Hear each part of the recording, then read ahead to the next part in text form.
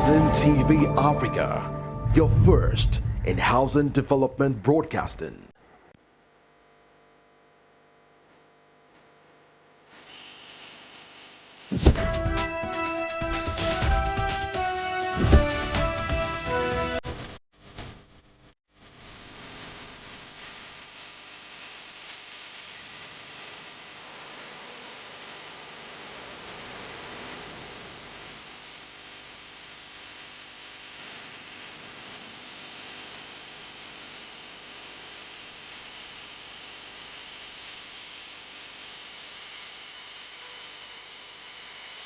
Hello and welcome to Housing TV News at the top of the hour, coming to you from our studios in the nation's capital, Abuja. I am Joyce Wonsu. Our top stories. Federal government targets 450 billion naira in January 2025 bond auction. Opposition falls power minister's 8 billion naira budget for sensitization. President Tinubu commissions new military barracks in Abuja. Lagos State government issues 48-hour relocation notice to Lagos Island stall owners. On the foreign scene, members of parliament urge England to tackle homelessness crisis with new plan. We begin with national matters. The federal government, through the Debt Management Office, has announced plans to raise 450 billion naira through its January 2025 bond auction. This figure surpasses the 360 billion naira offered in January 2024 and the 120 billion naira from December 2024. The initiative is part of efforts to bridge the fiscal deficit and meet financial obligations while providing investment opportunities for both institutional and individual investors. The bond auction, scheduled for January 27, 2025, features a combination of reopened and newly issued bonds designed to appeal to a diverse range of investors. The offer includes three categories of bond. The first is a 5-year bond with a 19.30% coupon rate, originally issued in April 2029, through which the government aims to raise 100 billion naira. The second offering is a 7-year bond, first issued in February 2031, carrying an 18.50% coupon rate with a target of 150 billion naira. The third is a newly issued 10-year bond, the FGN January 2035 bond, through which the government seeks to raise 200 billion naira. These bonds altogether form a significant part of the government's domestic borrowing strategy for the year. The plan includes a mix of reopened and new bonds across 3 auctions scheduled for January, February and March. In another development, the Minister of Foreign Affairs, Ambassador Yusuf Tuga, has advocated for Africa's permanent membership in the UN Security Council, emphasizing Nigeria's suitability to represent the continent in the global body. This was made in a statement by Al-Qasim Abdul Qadir, Special Assistant on Media and Communication Strategy to the Minister, on Wednesday in Abuja. Tuga criticized Africa's exclusion from the Security Council, noting that nearly 60% of the Council's resolutions addressed issues affecting the continent, yet Africa had no permanent seat. He pointed out that many of the Council's decisions, such as the deforestation law that banned the purchase of goods from deforested land in Africa, have negative consequences for the continent. The discussion, moderated by Brownwen Maddox, director of Chatham House, also featured prominent speakers including Mohamed Nafti, Foreign Minister of Tunisia, Therese Wagner, Foreign Minister of the Democratic Republic of Congo, and Matia Kasaija, Ugandan Minister of Finance. The panel discussed Africa's role in global governance and the significance of the first 2025 G20 summit, which will take place in South Africa, adding that it is an opportunity provided to advocate for Nigeria's inclusion as a member. He further highlighted Nigeria's track record of supporting both African and global causes, asserting that these factors made the country a suitable candidate for representing the continent in the UN Security Council and other international forums. In a recent development, opposition parties have criticized the federal government's proposal to allocate 8 billion naira for advocacy and orientation campaigns aimed at promoting electricity bill payments and protecting power infrastructure in 2025. The Minister of Power, Adebayo Adelabu, disclosed the contentious budget while defending the ministry's 2025 appropriation before the National Assembly Joint Committee on Power. Adelabu argued that the funds would finance advocacy initiatives across social, digital and print media platforms to encourage timely bill payment and deter vandalism. However, the Labour Party's national youth leader, Prince Kennedy Ahanotu, dismissed the initiative as a misuse of taxpayers' money, adding that Nigerians understand the importance of paying electricity bills, especially with the pay-as-you-go meter. Ahanotu hereby urged the National Assembly to remove the allocation, calling the plan exploitative and demanding Adelabu's resignation. Similarly, the National Publicity Secretary of the New Nigeria People's Party, Ladipo Johnson, criticized the proposal, accusing the government of mismanaging public resources and failing to prioritize citizens' welfare. He emphasized the need for a nationwide reorientation on protecting power infrastructure through campaigns across all 774 local government areas, the 36 states and the Federal Capital Territory. The Nigerian police has formally accused Sterling Bank of alleged money laundering, fraudulent deductions and other financial crimes which are perpetrated by its staff.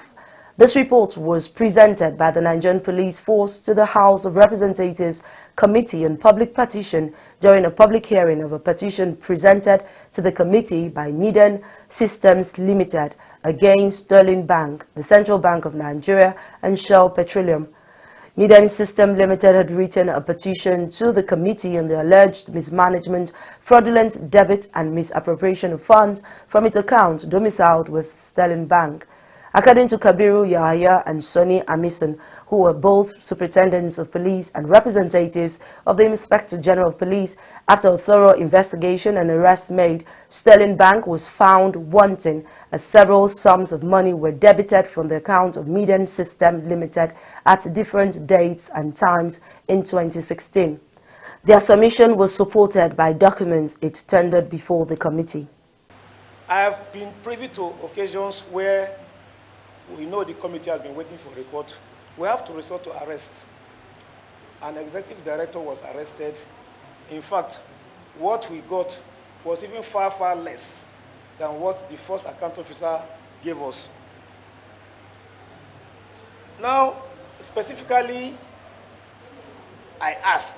the team asked, this loan was $30 million from 2012.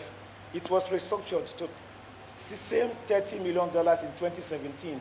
From all these debits that has been going on, how much has been deducted in total? How much has been debited from this company's account to repay this loan? That is number one. Number two, how much of this loan fund has been paid, has been cleared by the company as it stands? And how much is the outstanding balance? One of the account officers specifically wrote that the outstanding balance is about $27.25 million, while the executive director gave us a figure of over $30 million. That is to say, nothing has been paid, nothing has been debited to clear the loan. The loan is still outstanding. The principal loan is still outstanding as it is. In response, the committee chairman, Honorable Mike Etaba, assured both parties that the report will be studied by the committee and justice will be served. The police job stops here.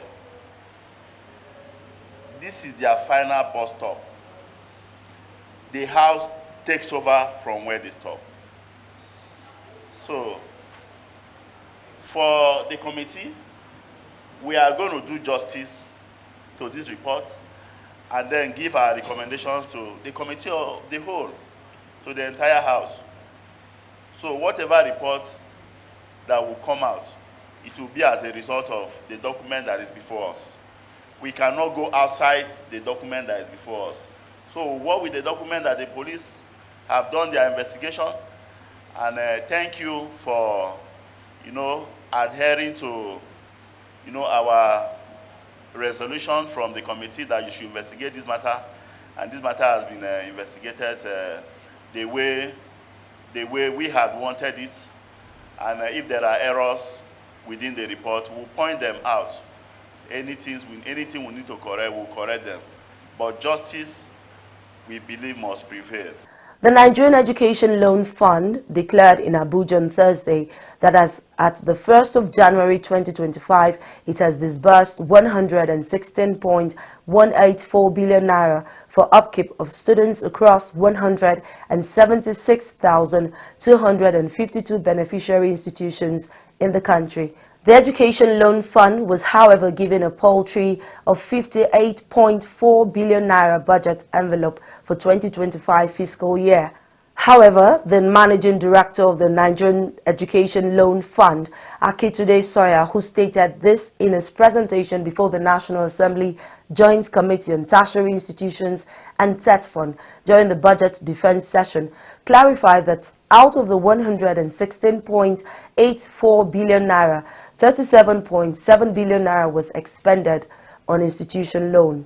According to him, a total number of 352,796 students applied for the loan, while 108,484 students were granted.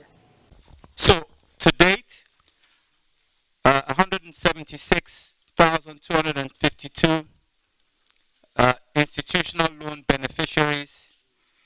The total loans disbursed are 18,496,396,986. That's the total loans disbursed. The total upkeep loan disbursed as of the 1st of January 2025, we've had 108,484 student beneficiaries, and associated with that figure, the total loans disbursed is 8,509,680 million. However, on the 2025 budgetary proposal, the Nigerian Education Loan Fund boss informed Senator Muntari Dandutse and Honorable Boyega Isiaka-led Joint Committee that a 58.4 billion budget envelope was given to the agency. After consideration of budgetary proposals of the agency, the Joint Committee accordingly approved it through voice vote put to members. Earlier, before the approval of the agency's 2025 budgetary proposals, the chairman of the Joint Committee, Senator Dandutse Muntari, harped on transparency on the spending of appropriations made for the agency in 2025. The Taraba State government has expressed profound appreciation to the Nigerian Army for its relentless efforts in maintaining peace and security across the state.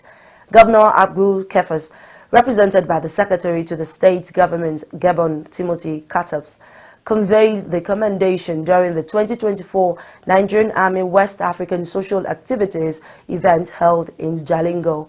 Kataps reaffirmed the government's unwavering support for the Nigerian Army's operations, emphasizing the administration's readiness to collaborate with the military to enhance security efforts throughout 2025.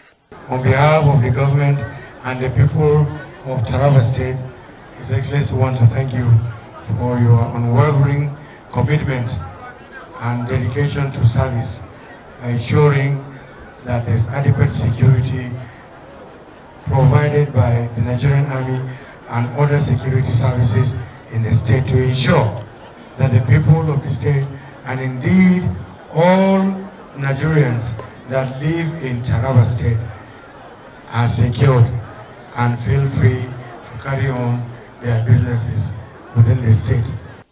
In his remarks, the commander of the 6th Brigade and Sector 3 of the Operation Wild Stroke, Brigadier General Kingsley Chidebere Uwa, assured the people of Taraba State of the brigade's continued commitment to safeguarding the state and ensuring the nation's territorial integrity.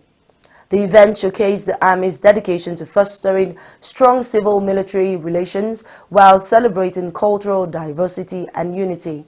When I came in on board, I realized that there were a lot of criminal gangs, terrorists, bandits, kidnappers, having their way in all the highways, in all the mountains, the riverine areas, and the state was also bedeviled with communal clashes in southern Taraba.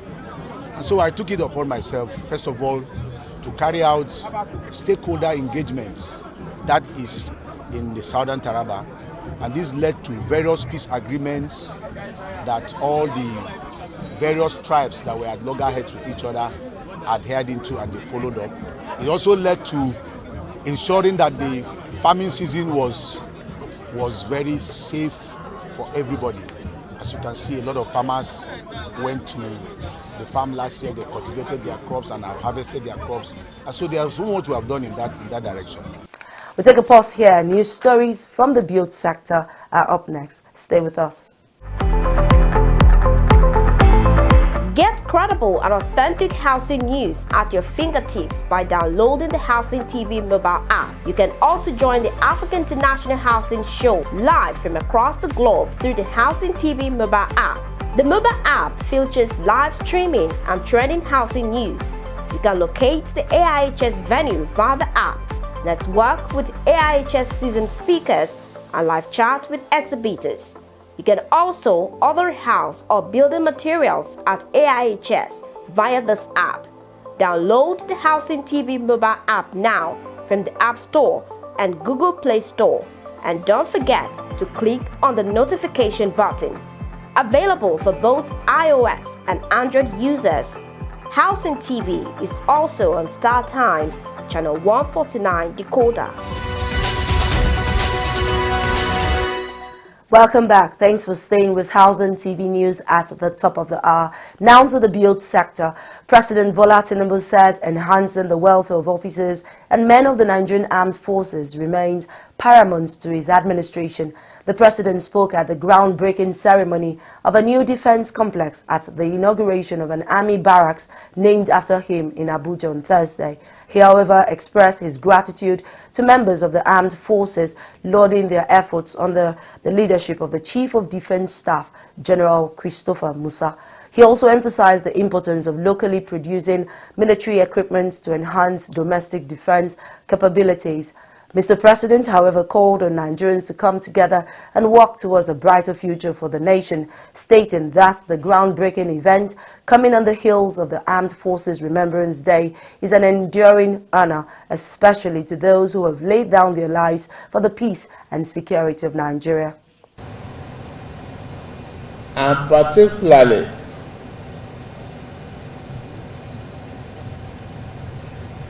the keepers of our home front, the wives here present. Let me first of all say thank you to all of you for keeping us happy and productive, both at the job and at home.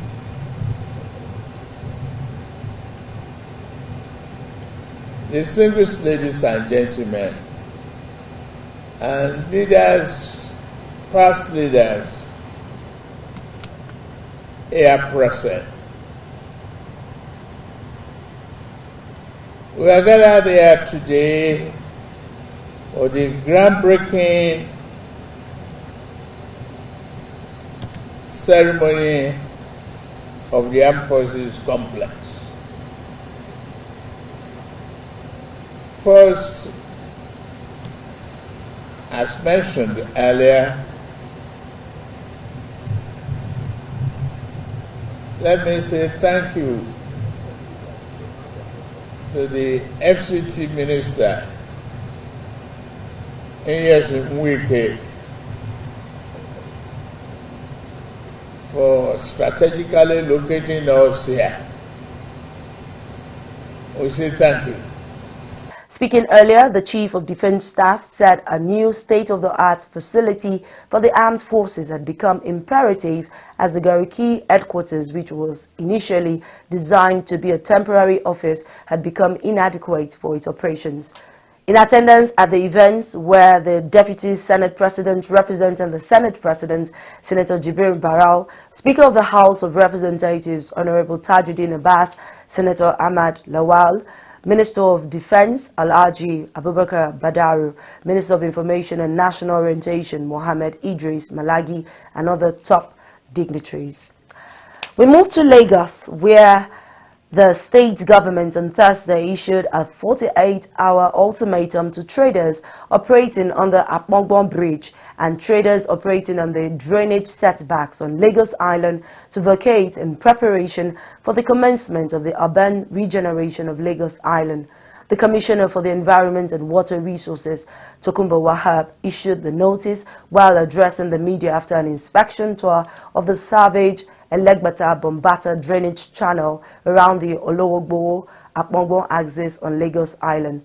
Wahab explained that the tour became necessary as it was observed that the setbacks of these two critical drainage collectors, Bombata Olusi and the Alagbafo collector, have been converted to shops and stalls.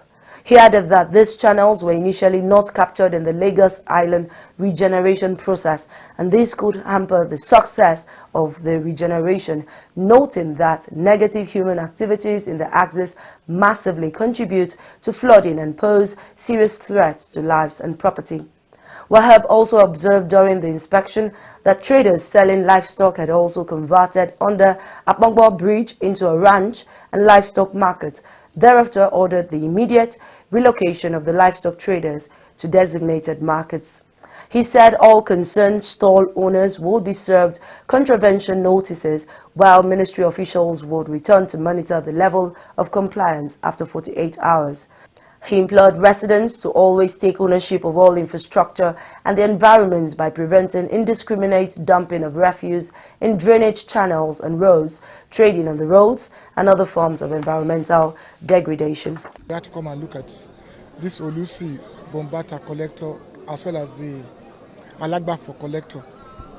And what we all saw is not something we are happy about. People had willfully built on it. And when you build on it, when you go ahead and build on those infrastructure, how do you expect us to maintain those infrastructure? They have abused those infrastructure, and just giving directive to the appropriate departments, serve the notices. By weekend, we are coming back here to see the level of compliance. You can't, and we won't allow anybody make this state an Obasian state where life becomes nasty, British and short.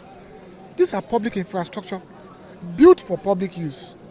Now they have made them shops, and we have to stop it, and we are stopping it right away. A building under construction was also served in notice for obstructing the road. Materials were stacked on our drainage system, and it's not allowed. They block the drainage system by doing that, so that's why we say they should serve them notices so they can move those materials and clean the system, and then we unseal them. The Federal Ministry of Housing and Urban Development, in partnership with the Real Estate Developers Association of Nigeria, is set to build 10,000 housing units under the Renewed Hope Medic Cities initiative across the country. This plan is aimed at addressing the housing needs of Nigeria's medical professionals. Housing Minister Ahmed Dangiwa announced the initiative during a meeting with the leadership of the Nigerian Association of Resident Doctors on Thursday in Abuja. Dangiwa highlighted the challenges medical workers face in securing suitable housing, especially in high-demand urban areas. He emphasized that the Renewed Hope housing program aims to provide affordable housing across Nigeria with over 10,000 housing units under construction, including 3,112 units in Kasana, Abuja, 2,000 units in Lagos, and 2,000 units in Kano. Additionally, there are 12 ongoing Renewed Hope estates of 250 units each across 12 states. To wrap up Housing TV news at the top of the hour, on the foreign scene, Saudi Crown Prince Mohammed bin Salman promised on Thursday to pile $600 billion into U.S. trade and investments as he congratulated Donald Trump on his return to the White House.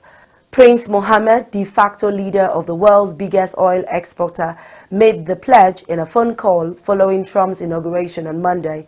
Trump forged close relations with Riyadh in his first term and is now expected to push Saudi Arabia, home of Islam's holiest site, towards normalizing ties with Israel as a major foreign policy objective. However, Trump's first visit as president in 2017 was to Saudi Arabia. This week, he humorously suggested that a significant financial offer might motivate him to make a similar trip again. The new Trump administration is expected to try to repeat the process with Saudi Arabia following similar efforts under President Joe Biden. England's homelessness crisis continues to escalate, with councils struggling to meet the demand for temporary accommodation. A high record number of children are now living in bed and breakfast B&Bs, surpassing the legal limit as local authorities face financial strain. The Public Accounts Committee (PAC) warns that the lack of affordable housing is forcing councils to allocate most of their budgets to temporary solutions such as B&Bs instead of investing in homelessness prevention programs. The use of B&Bs has been fourfold in the past decade, with over 18,000 households, including 6,000 children, relying on them in 2024. In the year 2024, councils spent £723,900,000 on B&Bs alone, more than triple what was spent in 2014. The total cost for temporary accommodation across England has increased to approximately £2,100,000,000 for the 2023 to 2024 period, up from £1,600,000,000 the previous year. That's the much we can take on Housing TV News at the top of the hour. Before we go, a quick recap of our top stories. Federal government targets £450 billion in January 2025 bond auction. Opposition falls Power Minister's £8 billion budget for sensitization. President Tinubu commissions new military barracks in Abuja. Lagos State government issues 48-hour relocation notice to Lagos Island stall owners. On the foreign scene, members of parliament urge England to tackle homelessness crisis with new plan. For more news in the housing sector, subscribe to Housing TV News on YouTube and follow Housing TV on all social media platforms. Download the Housing TV Africa mobile app on Google Play Store and Apple Store. I am Joyce Unso. Thanks for watching.